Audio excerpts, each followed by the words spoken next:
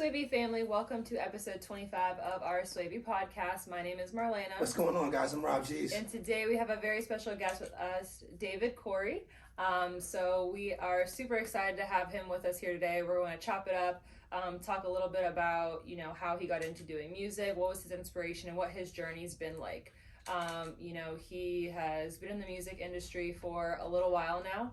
And then RJ is going to ask some questions that he's been willing to ask and been preparing for that. So we're super excited about that. So stay tuned. It's going to be a good episode 25, and here we go. Boom. So you have been in music for a while.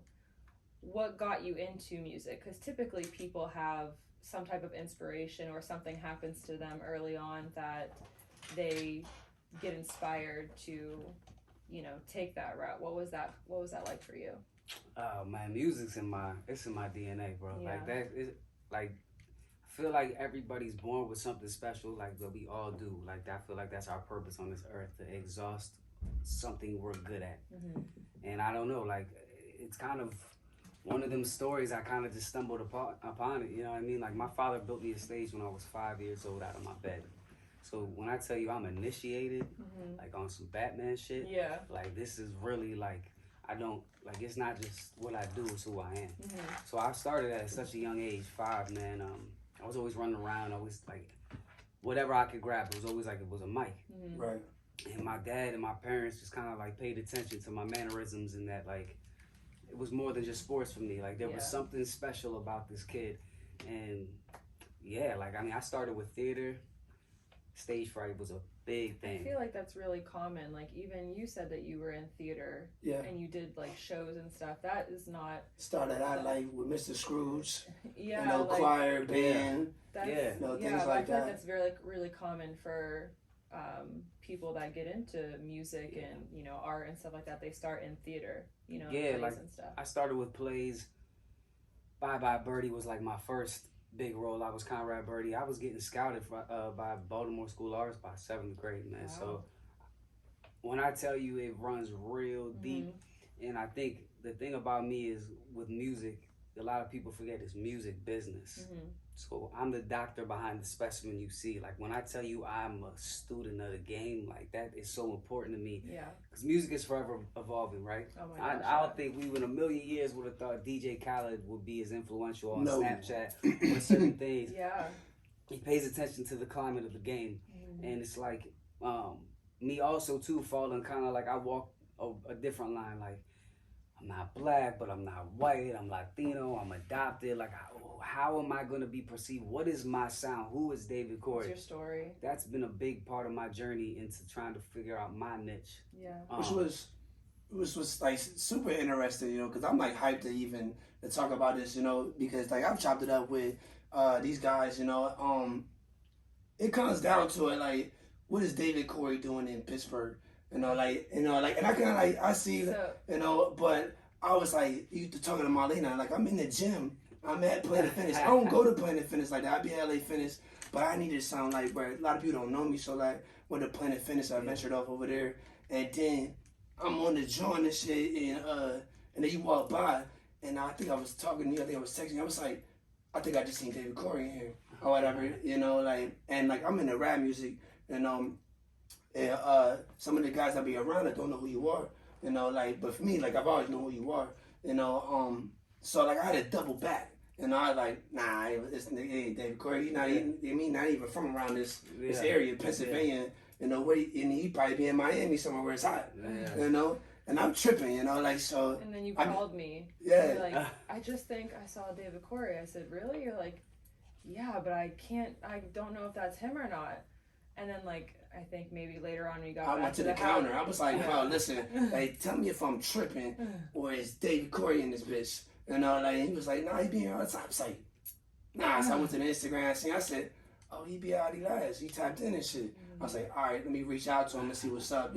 See if maybe, I wasn't even thinking about the podcast at the time. I just try to like exchange love and shit like that, give people their flowers, so like that's what I was doing. And then I was like, because for me, like I was in the gym I was already going through some shit in my head, you know, because I'm deep in this music shit. So I was just thinking, like, what's the next step for me and shit, you know? And I feel like God is always giving me signs, you know, and I think that was like a sign for me. I was like, man, I asked him to come onto the podcast and see how that goes, you know? So, like, we just appreciate you even pulling up. Brother. You know, not to cut anything off, but I really wanted to jump into that because we was talking about it last night. I was like, I'm definitely going to say, like, what did you doing in Pittsburgh? Yeah, I mean, I'm going to be honest with you. My foundation is so strong. Like, I've been doing this for so many years that, like, it wasn't just singing for me, like building a brand, something I can stand on, legacy for my kids, like everything for me is so premeditated. I speak shit into existence. I've literally done everything that I put out in the universe that I wanted to do.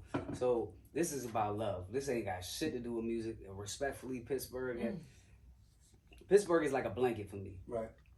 I got a wild ass story journey, we all do, of how I got here. But like at the time, imagine the height of your life, the height of my fame and notoriety. I got everything I ever wanted that I worked for, which some people might have seemed like it happened like this, but it's behind closed doors where you got to champion yourself when nobody else is clapping for you, that I've always been an advocate for.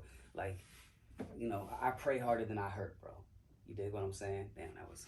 I feel like it started in them hallways because me and Mark was talking, I was like, well, this is where they know them from, and they might know David Correy from like the X Factor and these videos, but I was like, I just remember the hallways. That's the only thing I remember is singing in hallways. That going Vine and all that other stuff. Like, well, that's what I remember. Yeah, man. I mean, I every school I ever been to, I got a scholarship for music. I just started paying attention to that. I went to Berkeley, John Mayer, like it. It's a really good school for that's that stuff. That's like for singing. Top of the top. That's like. That's it. You know, like there's Juilliard for dance. Yeah. You know, like, and I would say after, you know, Berkeley, it's like Full Sail, and I got a 4-year scholarship there, and I'm not a school guy. Like, I need to be in the field, and I knew that time was gonna come, and I took that like leap of faith, and bro, I just got a fucking wild story. It's just really, like, when I tell you there's no other reason than I'm here because of God, I genuinely, like, I couldn't explain it any other way because I don't weather so many storms. You can see the smoke still coming off this bitch. And that's just what it's taken for me. And I've always wanted to be the example. Like, I'm a little ass dude, but I swear I'm 8 feet because it's like. But that's what that's why I was tripping because I was like, well, David Correy is my height. I mean, like, you know, like David Correy, he's in the gym and shit. Like, so I seen, I was like, Marlena, like, he's shorter than me. I was like, I thought he was. It's like it might not be him. You know, like, cause you know we see the videos and stuff, and like, all right, well, like that's what I expected. You know, like he was a little baby, but like he's 6'3". Yeah, no, it's my journey has been so unorthodox. This dude asked me this question when I was in Brazil. He was like, do you feel like your journey is like the way of like how you get in the game? I was like, well, the game is forever changing. Like, the game ain't the same 3 years ago. Like, ever since the pandemic hit, so much shit has been exposed. Corruption within the industry. Yeah. Fucking life insurance on artists getting killed. Like, everything isn't what we thought it was. It's almost like when you were a kid and you told Santa was real, and then you get this, like, you realize it's not. Everything that I ever wanted, I don't want it the same way I want. It's different, which is why I've managed to maneuver and structure exactly what it is that I want out of music. So how I got here is I'm married. Love. So, like, when I got all those things, as I was saying, like the height of my career and everything was everything I ever wanted. I got finalists on X Factor, but the show was more than just singing for me. I reunited with my biological mother back in Brazil. I'm adopted 26 years later. Like TMZ, Wendy Williams got a hold of the story. I'm like, yo, that's what I know dudes in the same county that can't find their fathers. Right. Yeah. Talking about I can find mine back in fucking Brazil. So it's just wild how that played out, and that story was being created, which was on the biggest TV show on Univision in South America. So that was happening while you were on. Yeah, like X Factor. It was so much shit happening at once. Lot. Yeah, and a lot, you know, and I'm glad that mental health and certain things are like on the forefront, because I feel like as guys sometimes it's a little bit harder for us to talk about certain things. And I feel like also we've talked about this prior. I feel like since the pandemic happened, men's mental health is now more at the forefront than it was before the pandemic, you know, and now it's okay to talk about that and to talk about mental health. And even John Wall, you know, he released in an interview a little while ago that he was having suicidal thoughts, and you don't see that, especially, you know, high caliber people, especially black men or, you know, mixed men. They don't have that comfort, or they didn't before the pandemic, basically. So you gotta really have like a good foundation, support system. You know, like people around you. Like I really like, and we see how we move now. Like with Swavey, you know, it's like putting the, you know, people that really genuinely care about us. Yeah. You know, 'cause I see like my daughter the other day was posting some suicide on Instagram. Like, well, who in your circle allows you to get that far, bro? Like, yo, because it wouldn't. I would have never allowed that. You know. Yeah. So you were going through everything that took place for the X Factor, but then you're also discovering that you are able, or you did, you know, find your biological mom, and that, but like, so like that's a lot to deal with. But then you're like on the show, you're trying to, you know, focus on that and, you know, winning and stuff like that. So fame will teach you a lot if you're willing to learn. When you're introduced to a certain stratosphere, you see my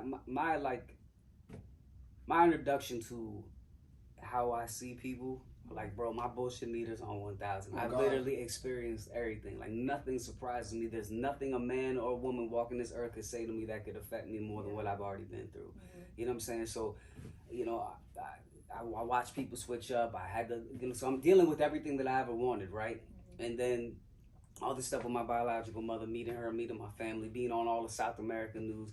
And then I get the deal with Coca-Cola. So I signed my deal, and I'm the official ambassador, and I have the official anthem for the World Cup and the Olympics. Wow, was that that's amazing. Was that the, you did the music video, right? Was it the Aloe Black? Aloe Black, yeah. I was showing her that last night. Yeah, so that prompted me to do a world tour. And like I said, like, imagine having everything you ever dreamt of. Like, that's massive amounts of money. You're dealing with a level of Coca-Cola as far as a brand, Billboard announces it, all this stuff, and it's like, Coca-Cola is big. Oh my God, your grandma's grandma knows about that. Right. I'm literally getting not only in generations. Yeah, I'm getting introduced to levels of fame. I'm getting introduced to different levels of money. I'm getting introduced to different level of deals.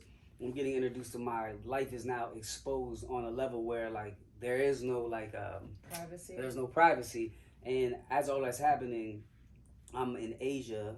I mean, I think I was in London. I lost my mom to cancer while I was on my world tour, and then 2 years later, I lost my dad Christmas Eve night to a heart attack. I'm only child. So when I was talking about mental health and getting everything that you want, like, I spiraled horribly into addiction. Yeah. So, like, I've been in recovery now for 7 months. So Congratulations. I appreciate that. So everything from, like, I had to deal with myself, and when I met my wife, she had no idea I had any issues like that I was dealing with. But I'm the best actor you ever meet. You know, I feel like that's. Yeah, she said that too about me, bro. Like I can't like, cause I had to do it. You know, mom dies next day, boom, 30,000 people I have to perform. Like it's nothing. Like I learned to cut shit off, and I was so removed from my emotions because alcohol literally ran my entire existence. And when I got here, that's the crazy part. I never ruined my bottom line. My bottom line was never destroyed. I always was presentable. I was always on point. It's just behind closed doors. Everything else was on fire. Yeah. So when the pandemic hit, I had moved to Vegas, cut off a lot of people, crazy baby mama story. We all got them. When I tell you, if I was a kid and God told me like, yo, I'm gonna give you everything that you want, and I'm gonna give you everything that's gonna make you want to destroy yourself at once, I'd have been good off everything I got. Yeah. Because it wasn't worth it for me to have it when I couldn't share it with the people who saved me selflessly. Right. I'm in my 20s dealing with all that shit at once. When I tell you it was back-to-back blessings and back-to-back losses. And you're at the height of, like you said, the height of your career. Yeah. You know, doing, like you said, having to perform in front of thousands of people. But yet, it's like right when you get off the stage, it's when reality sets in. So I have been an advocate for looking at adversity as opportunity. Because what was supposed to destroy me, what they thought was going to destroy me, I'm standing here to tell the story. Yeah. I had to get help. So when I met my wife, she was like, that's my baby. That's my ride or die. Like, that's my best friend. Like, I would like that. Like, I cannot be any more blessed. Yeah. You know, and I think when people see me and perceive me, oh, he light skinned, he gonna be I'm none of what the perception is. And I want people to know, like, whatever you want to do, you can do it. But life's gonna continue to throw you the curveballs, and I got thrown on it like for the public to see. I couldn't deal with this shit by myself, and I made a lot of bad decisions, but I made so many good ones because you're still here. I'm still here, and it's like God just kept whispering in my ear, like, "Yo, if you can hold on and get through this, I'm gonna give you so many valuable lessons, and I'm gonna give you a second shot." And I have completely just recreated my brand and recreated myself by. My faith was shook. It was completely shook. I everything that I thought I stood for or wanted, it was just gone. But I wouldn't be doing music if it was any less of the love that I had for it. And that's just what it is, man. I've been, and then, so I literally, I moved to Vegas. I got this whole house in Vegas. It's like, dog, why would a person that has this issue, now mind you, bro, when all this shit happened, I have nobody to hold me accountable. No parents, no brothers, no sisters, just you. Baby mom, all that wild shit going on. I'm dolo. So my intent was to like just let me start fresh. But when I went there, that wasn't the right decision for me as a man, knowing that I'm dealing with all this other shit. So I feel like that would have been more of a distraction or like an Achilles heel. Like I wouldn't go to Vegas. Bro, it was the dumbest decision that I ever made because I'm playing with fire. I have no one to hold me accountable for, and I'm in Devil's Playground, doing whatever the fuck I want, however I want, no one to tell me anything. Yeah. And that's when I found out just how tough it really was for me. Yeah. And when I met her, she didn't judge me. I came out here literally right when the pandemic hit, and she was like, I was like, yo, I love it out here. She's like, no, you don't. I'm like, it was all new, but I love it when they're not from here. 100%. And I'm experiencing love from her. It's a brand new city. I'm not even thinking about music at this point. I'm just thinking about how do I get on the other side of this line. And I came here, I fell in love with it. My intent wasn't to come out here and turn up. That wasn't my intent. My intent was to build myself back up again. Yeah. It's a city that you can do that in. To be that beast inside when I was resilient and I felt like nothing could penetrate my soul. But when you're stripped of things that money can't get back, I don't wish that shit on my worst enemy. When I always tell my wife, like, baby, you can call your parents. The things that are foundational that you take for granted on a day-to-day basis, and I was like, this. Some people don't have that. Bro, they don't, and then, people, that's why I believe in empathy. If you ain't been through the shit, I'm not saying it like this, but it will happen to you because that's life. Yeah. And when it does, I'm going to be right here like, hey, bro, I'm here for you. But when you were judging me when I was at my worst moments, I'm not twisted enough to take it there and throw that on you. But that's what happens sometimes. Like, we've been together for a minute and we look back on like old music videos of his or whatever, or like songs, and we say to ourselves, oh, well, that person's not in your life anymore, or oh, that person's not everybody switched up. Yeah, because you notice things like there's a certain things happen in your life, and then you realize who's really there and who's really not. Because when you're caught up in the moment, you think this person's going to be around forever, and that they understand what you're going through. But then right when shit gets tough, and it's like whether you're acting out or just taking things out on the wrong people, people will show you their true colors in a heartbeat. Especially when you're not benefiting them anymore. That's how you really know who's there for you and who's not. Dude, when we lost a lot of just on with building Swavey and the increments of the music that I've been on, because music's always been my first love. It's been always been my first passion, and I obviously haven't reached those certain heights. But for my career here in Pittsburgh, because I'm not from Pittsburgh, but when I came here, we lit the city up. I'm not from outside of Philly in Williamsport, PA. Okay.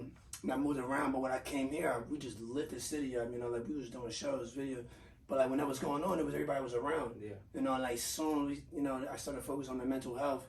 It's when I just started seeing certain things. Before it leave my mind, where did urban rock come from?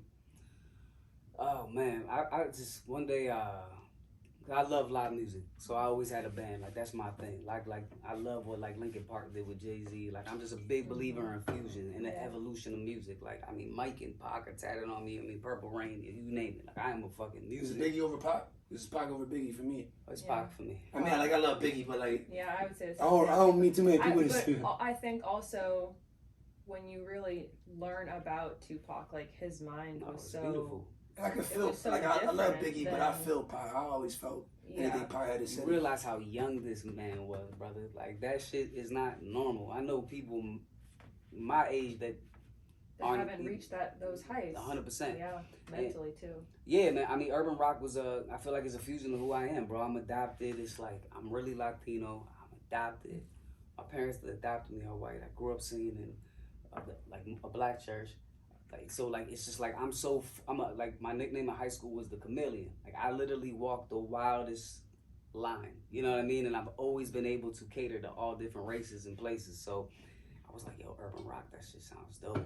And we were able to formulate that into product, a brand, a sound, and just it kind of came together. And you know, obviously, bro, like for me, being a businessman, ownership, having merchandise, those type of things. You know, I'm into the CBD business, merchandise, tattoo business, jewelry, like everything. I have my hands in everything. It's not just music. That also, I feel like, got heightened when the pandemic hit. We talk about this again. You gotta be. We started Swavey in September of 2019, but it wasn't until the pandemic hit in 2020 where we actually started our website, got clothing, merchandise, things like that.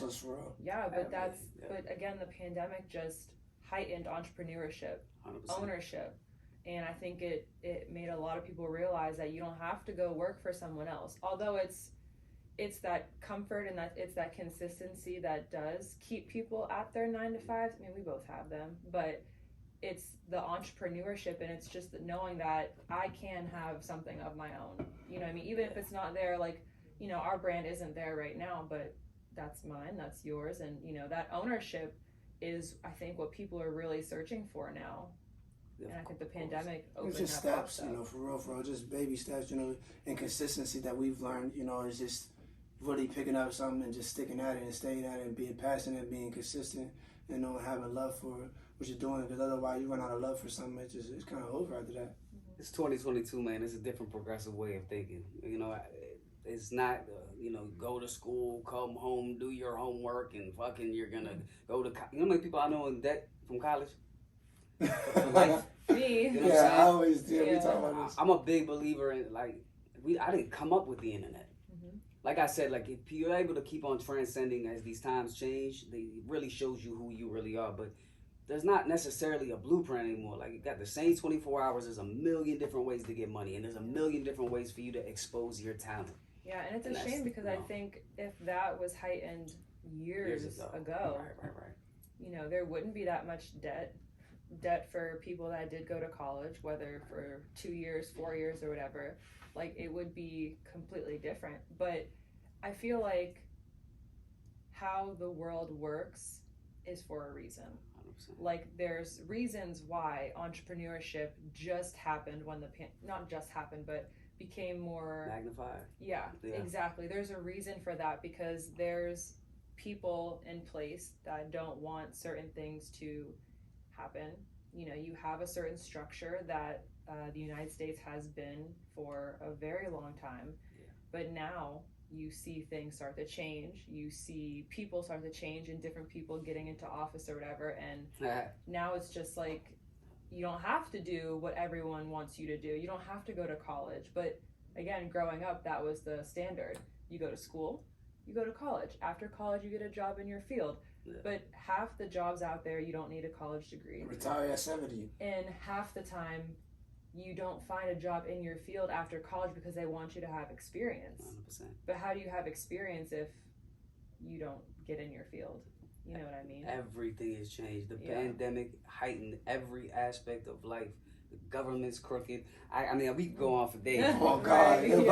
We talk about this Friday topics. It's crazy. Like, and within that, being a musician during the pandemic, you completely had to shift your approach. And like, you saw how many artists started going independent. Like when Nipsey died, like these things that people have been preaching are starting to come more to the forefront, because there's a level of exposure online where we can access the information faster.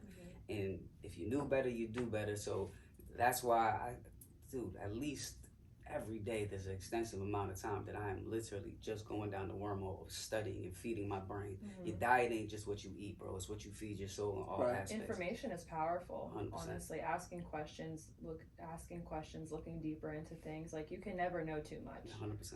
Especially when it pertains to the thing that you're invested in. So like for music, it's never a waste of time or, you know, a waste of energy to keep looking and wanting to learn more, you know. But how did you, you know, you just said that when the pandemic happened, more artists became independent. Like, you know, how did music change for you and what you were doing before the pandemic? I know you said when the pandemic happened, you moved to Pittsburgh and everything. So, and you were dealing with your own, you know, personal things. But music-wise, like, how did that shift for you with your music? I'm gonna get this off my chest and we can strictly talk about music. When I tell you I am blessed, I'm blessed from the womb. I didn't choose to come to America. I didn't choose the people that selfishly adopted me. My birth mother had me when she was 14. She could have made the decision very young. Like, when I tell you I'm blessed, David Correy was never the issue to work on. It was David Cheney. So when I got here, that's when I went behind the scenes to get my life together. I have so much PTSD and so much trauma that I hadn't healed from, and I suppressed that shit. So my main thing was, like I said, right now, you know, being a mental health advocate and someone in recovery that understands what it's like to feel beaten and destroyed, but still constantly prove. In these 7 months, I have received blessings that I have not gotten ever in my life. Right. When I tell you I'm winning right now, and the announcements I'm about to make this week, oh my fucking God. It's just unreal. Like, it's going to motivate so many different people, you know, like, and I don't know when this is airing, but I'll probably drop this, what's today, Thursday? Probably Sunday or sometime next week. So I'm making a huge announcement this weekend. You know, my birthday is out. Shout out to all the Libras. October 8th. Still Team Virgo. Are you? He's a Virgo. I'm a Taurus. Taurus, okay. Yeah, so like, just so much new music is dropping. But like, you know, I never knew what it was like to be sober and perform in front of nobody. I never knew what it was like to be sober and create music. I see you going to the studio sober for the first time. I seen that. Yeah, it was the wildest. So before recently, you were always y'all are Pittsburgh is meeting me, and y'all, everyone that's getting like seeing me, I'm getting to know myself for the first time as they do, because it's a whole new journey, spiritual journey that I'm on right now, and the signs. That's amazing. Yeah, that's why I said, like, Pittsburgh for me is way deeper than music. Yeah, bro, I don't look like nobody out here. I get asked every day, like, bro, why are you here? And I was that's like, why I said that. No, he did. Every day, and I'm like, yo, this is a part of my journey. Yeah. And I can't explain it to you if you haven't walked in my shoes, but if you know the story and how I got here, it is literally transforming me into the best music I've ever made, the best version of myself as a human, a father, a husband, and just overall artist. And it's giving me these tools where I'm tapping into places I've never even been musically. It's the best shit I've ever done in my life. That's great that you can say that now, but also reflect back on your journey to see the difference in the two, especially when you know you're recording new music and stuff like that. So now you can compare. You know what? Not compare, but like reflect. Yeah, you know what it is, bro.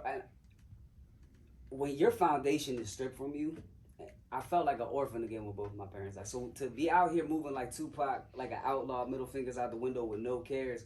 When I got here, Pittsburgh was a blanket for me. It gave me that confidence, like, yo, D, we know you fucked up. We see you. We know you hurt. We got you. And everybody has been nothing but love out here. So that love is what fed my heart to get myself right. And with everything that's coming, man, like, you know, I'm about to perform on Sunday Night Football. That's about to make this huge announcement. This huge ambassadorship and partnership, like on a Coca-Cola type level again. Right. Wow, good for you. So just that, and creating that international fan base, bro. Like, I'm in such a niche, like, to be independent and be a singer and to have my own brand and to do this shit and self-sustain my way and look in the mirror every day and see my soul. I've already won. Now my job is to pay it forward and give young entrepreneurs just that hope, bro. Because when people, they're like, yo, bro, your story is fucking, I've been offered Netflix. That's like certain things are in the works of, like, because my story is just it's like, yo, it's moving. I know a lot of people that would have quit at one of the things I'm saying versus just still keep going, and then having the people closest to you bet on you failing. Imagine you dying and someone stabbing you and the person's like, yo, bro, he's dead, and you still keep coming for me. And I'm still smiling, sitting here, standing in front of you. Bro, that's a blessing. But now not being from an angerful space. Yeah. Like, heavy on the gratitude. Anytime. That's what, like my next question really is, not to cut you off, but because when we was chopping it up about doing a podcast, I was like, I'm really only, especially when it comes to music, this is the first podcast we've done as far as artists, as far as music. Yeah. We really haven't done anybody else. We did Marihaj, we've done a lot of entrepreneurs, but when we were first coming up to chop it up about this, I was like, I could fuck with somebody like David Correy because we relate to a lot of things, as far as going through shit, because I've been down, I've been that dude, I was homeless in front of grocery stores all them years ago. I'm not real close to my family. My brother got killed, my other brother's doing life.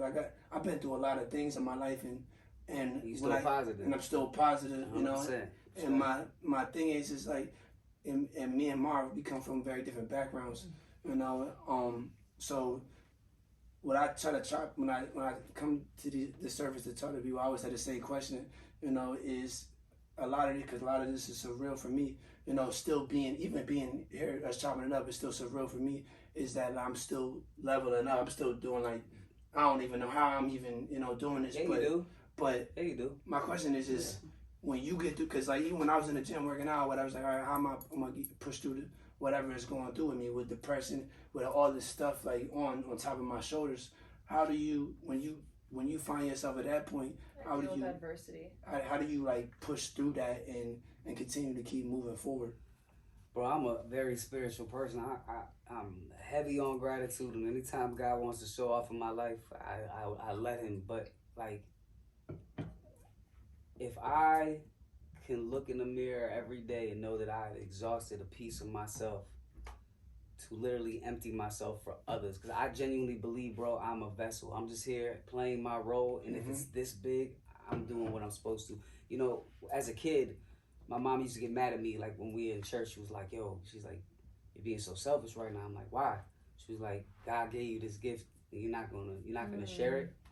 So music was always such a personal thing to me. It's when I saw the effect that it had on others. It's the only thing that can get a group of people in the room that would never fuck with each other on the outside, just based on just different personalities. But Very one true. melody, one lyric can literally grab a group of people all in one room. This is a powerful position to be in, no matter what level you're on, because you have the ability to heal people. And I needed healing. And music is that for me. So I transition pain very well through music. For whatever reason, that is what I do well. I am able to tap into a very vulnerable, deep space and just give that, because I know what it's like to ask people for advice. I couldn't live with myself if I didn't push through. That's just not in my DNA. I will do whatever it takes to get the job done. And for whatever reason, you ever seen the movie Southpaw with Jake Gyllenhaal? What does Rachel McAdams say to him? She was like, yeah, I know, honey, the harder you hit, the harder you go. Mm-hmm. I fucking love people betting on me. Such a good movie. That shit turns me so on. Long. That shit, bro, I watch Rocky every day type shit. Oh yeah, I love Rocky. I love being bet on. I love being the underdog. I've embraced that as a part of my journey. And I want people to know that's cool. It's okay. Yeah, because people like to, people like to, I do that a lot. I get sleep, and I talk about it all the time. I'm one of the most slept on people, and and some of the things that I've already undone, and I always think it's okay to be slept on, and it's okay to be the underdog, because I'm still doing everything that I said I was going to do, at the end of the day. Bro, there's not one interview you could sit here and hear me say anything about if I'm good at singing or not. I've never sought out validation. Hey, so this is the off topic. You gotta answer if you don't, but talk to me. We was chopping it up last night. I was like, I'm gonna ask something because I'm just real. Yeah. Was Simon hating? Because I feel like Simon was hating. I mean, she said she's being honest, but I was like, I don't know. It just sounded like he was hating. Bro, you do realize this is a business. Yeah. This is a world full of agendas. When I tell you, I don't know how deep y'all want to go into to the corruption of the industry. Well, we know it's corrupt. Geppettos. There's reasons why. Like, bro, there's the page on Instagram called In Case You Don't Know. There's so much devil worshipping bullshit and all them fucking sell your soul weirdo shit that goes on behind closed doors and reasoning of why people are where they are versus why some people lean this way. Like, I don't jump into certain things, but I'm deep like that enough to know.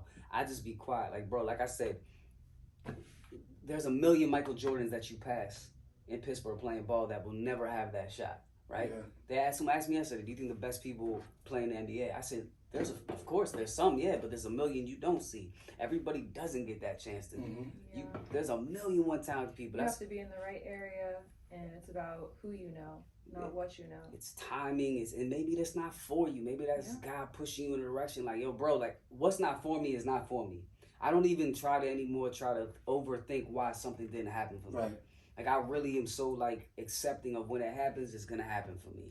Like, that's really where I'm at. Did it take you going through the time, what you were going through personally to get to that? Because I feel like that's something a lot of people don't understand. Like, what's meant for you will find you. You can want 100 things in the world, but God's only going to give you what you're supposed to have. You know what I mean? My wife tells I like you. My wife literally tells me this every day. She was like, babe, she was bothered. It was like a few days ago because she was like so proud of me. She was like, she always be like, yo, she used to bawl her eyes out. She'd be like, yo, it would kill me to see you in your height of your addiction and watching somebody you care about destroy their potential and block their blessings. And she always would say, God doesn't reward bad behavior. And ever since I got together and really just acceptance is huge, maturity and healing. And I'm telling you, letting go, I had to let go of so much weight, so much demons eating me alive and literally running my life. When I tell you this is the most calm the lake of my life has ever been, I have no issues. The shit is scary. I be walking around, she's like, are you good? I'm like, yo, I'm so nervous. That's blessed. I'm so nervous because I had, like, the worst days of my life were on sunny days. That's how deep this shit runs for me. That's deep. Yeah, that's deep. I ain't never heard nobody say that. The worst days of my, like... We think we like the sunny days. It's crazy to me how deep, like, and it took me to be like, yo, I can't do this on my own. I really need to go get help. So another thing of PA being so deep is when I check myself into the facility. It's called Dream Life. It's an addiction center out in, it's near, what is it called? Seven Springs? Yes. It's out near that part. Okay. The pandemic was the best thing that ever happened to me. David Correy been lit. David Cheney was the one struggling. Yeah. So when I was like, when I was finally forced to sit my little ass down and get real and stop passing the mirror, because I genuinely believe one of life's greatest teachers is a mirror. If you're real enough to look at it and tell yourself what you really are and what you really aren't. We pass the mirror so much because we're so easy and cool being like, oh man, I deal with that shit tomorrow. Yeah. But when you add an addiction on it. Yeah. So like I got some real. People don't have tomorrow. Yeah. Some people don't get the opportunity to experience tomorrow. Yeah. Some people don't have that opportunity. So we see it all the time, people, I'll do it tomorrow, or, I'm not going to do it now, or I'll wait. And it's just like, the only person that knows what your fate is and what's going to happen is God. I just am so glad that I'm appreciating the simplicity of life. And when I see people that ask me, how did I get through these things? I'm like, you can't really, it's hard to tell somebody how to deal with certain things. Like they have to experience those things on their own. And I realized everything I went through, I had to go through. Yeah. And now being here, this season of my life, bro, you can see it and you can feel it. That's amazing that, like you said, you're going, 7 months, right? Yeah, this has been 7 months of a recovery journey. Yeah. So, and you also said that the things that you have going on or that are going to be coming out are some of the best. Like you're at the height of your career, of your life, and that's I feel like just hearing a little bit about your story, you were supposed to go through that because what you thought was so perfect and at the height of your career back then, compared to now, you had to be sober to figure that out. Yeah, no, it's when I tell you, me and my wife, we have the most deep spiritual conversations. Like, so sometimes I can't even, like, when you talking about your videos and you see people that, bro, like, I'm like, yo, I don't even know who that person was. And I wasn't even willing to dig that deep because I knew it would hurt too much to unveil what wasn't for me that I was forcing, or how confused I was. Like, you have to tap into a certain part of yourself that, you know, you can't judge what you did before or who you were before.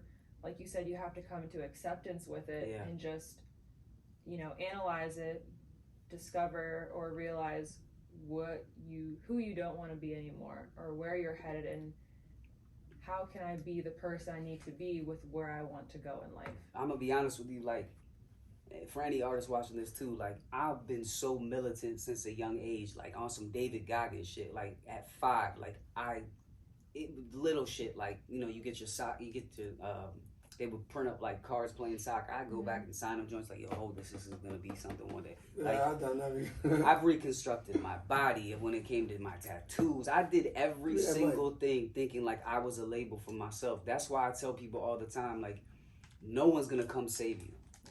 When you present yourself, you gotta literally, we are a business. We are a walking billboard for our business. I don't get ready, I stay ready. You know what I'm saying? Yeah, my dad always told me, he always said, like, my dad was a state trooper. I'm from Erie, so that's where I grew up. So he was a state trooper, very well known. And every time we'd go somewhere, someone would know him.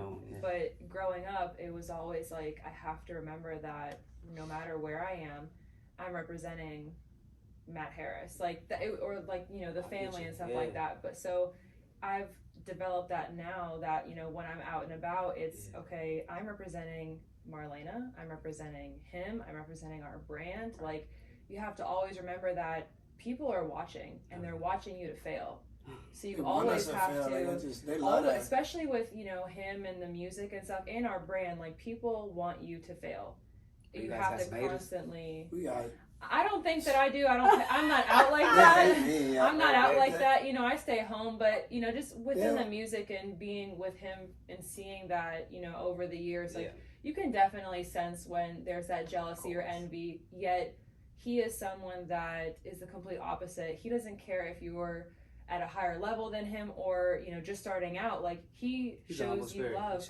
He shows you love because that's what he would want someone to do for him. But people don't, you know, realize that. People don't appreciate that. They don't like we don't like real. You know, like, and they kill you if you real, you know, like, and that's part of the reason we started this, because, like, we started a brand, started that music, even for my guy Jordan here, even these guys, you know, like, just chopping up with him, like, when he started the photography, I'm like, yo, I'll give you all the keys, that's just how I am, you know. And but when we were starting out, but nobody nobody was trying to help me. And then I realized that people don't like me because I'm real. Like, I don't, like, I sense anything being fake, you know, like, I come from nothing, you know, so, like, people like, I thought would you switch? I could never change because I had seen too much shit. You know, I got a little brother calling me doing 40 years, you know, like, that reminds me every single day, like, this is where it could be, you know, like, and people just don't like you being real, you know, and having big goals, you know, and that's why they don't like me. They think it's, I also feel like, before we, you know, wrap it up, I also feel like it's intimidating. Like, when you are consistently going after your dreams and you don't give a fuck about who's going to be in your way or what people are saying, people get intimidated by that. People don't realize that everybody can sit at the table. It doesn't have to be just 2 people, 1 person, or, you know, whatever.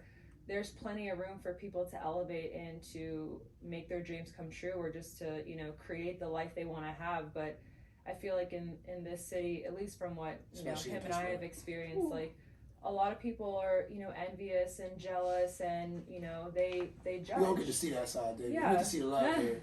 And there's a lot of love in the city. He's in a different There's a lot of love in the city. No, trust me. But it's here.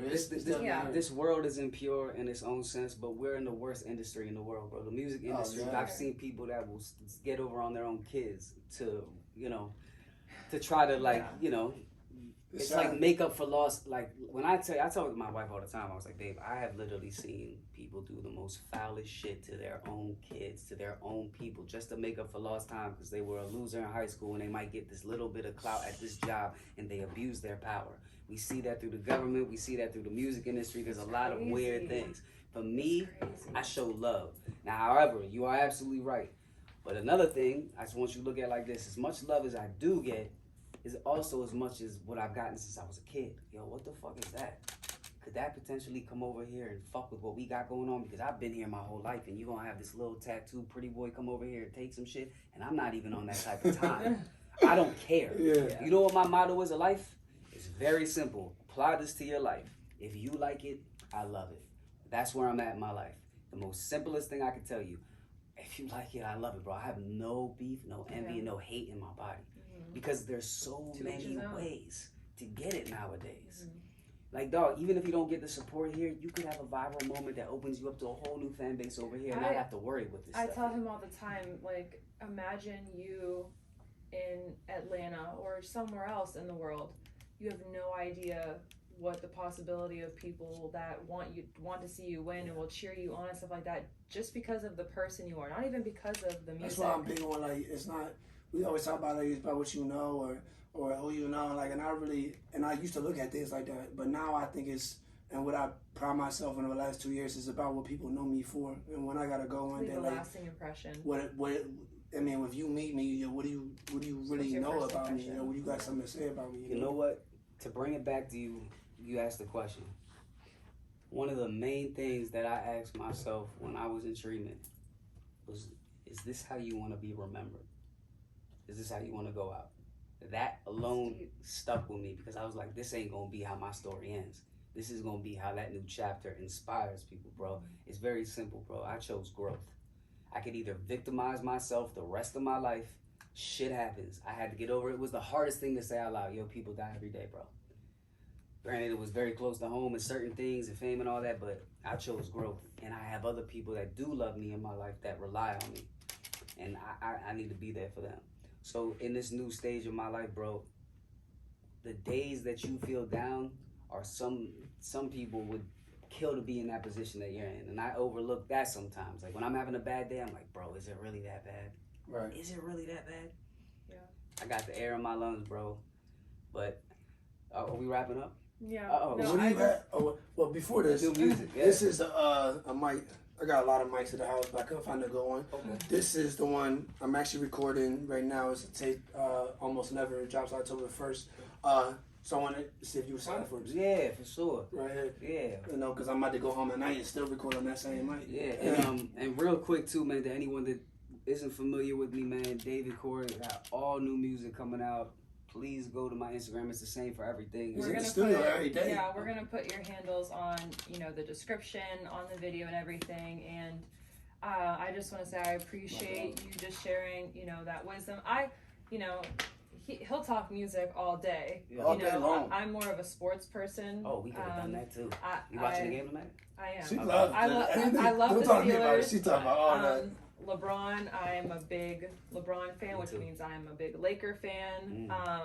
So that's more my lane, but I really enjoy just talking about real life shit, just on a deeper level, because I like getting deep. I like, understanding why people are the way they are. Are you not expecting any of that of me to go that deep and No, not really promote music? I don't know. We usually try to get real on here, but we never go in there and see what people really want to talk about. Yeah, Which is real. I know he's looked up to you for a while now, and I just like knowing the person. You should see this last time we watched the video. I was like, you don't know who David Correy is? I'm trying to tell you all my friends. I was like, the name sounded so familiar. I just couldn't put a face to the name. I kept trying to play videos so she might get the picture. But again, although I know music and I listen to music, I'm not know music like he is. So it's just different. Like sports, you want to talk about freaking Magic Johnson? We could talk all day. But right? Yeah, okay. I am. My family, we grew up my dad played basketball. My brother played Division I in Massachusetts. So it's just basketball family, but I really appreciate you, letting us in and, just digging deeper into what you went through and just like your mindset. Because I feel like not a lot of people, unless you really get to have that one-on-one with you, not a lot of people get to know that about someone. But I just find that I find it nice. I think it'll be a really nice podcast to share with our viewers. Appreciate that. I think a lot of people can relate.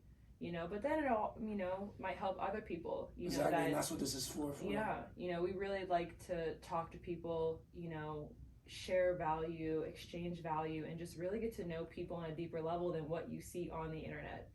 Because nowadays, what you see on the internet is how people judge you and think that's how you really are. Yeah. And, we realize that's not the case. Yeah. Like, some people might judge him based off of Instagram, but then when they really, meet him, like, oh, wow, I didn't know you were like that. Or, the same could go for me. And it's just, you can never judge a book by its cover. 100%. So I really appreciate you just, like, sharing all that you, bro, it's all sharing what you shared and, Planet Fitness, like, this is, they don't even believe this shit. Literally, like, when I kid you not, he literally was like, I think this is David Correy. And I'm like, who? And you're like, I'm like, yeah, the name sounds familiar. And you're like, no, I don't know if it's him or not, but I'm going to go ask the front desk.